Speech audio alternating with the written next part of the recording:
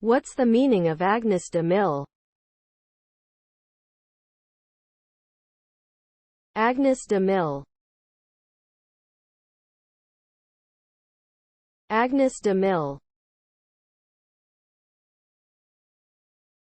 Agnes De Mille. Agnes De Mille. Agnes De Mille.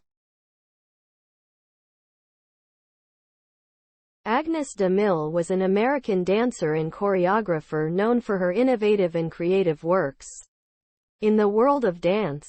She was born on September 18, 1905, in New York City and passed away on October 7, 1993. De Mille is particularly recognized for her contributions to the development of narrative ballets, where she integrated storytelling with dance. She won numerous honors and awards throughout her illustrious career, including a Tony Award for her choreography in the musical Brigadoon. Overall, Agnes De Mille remains a celebrated figure in the history of dance.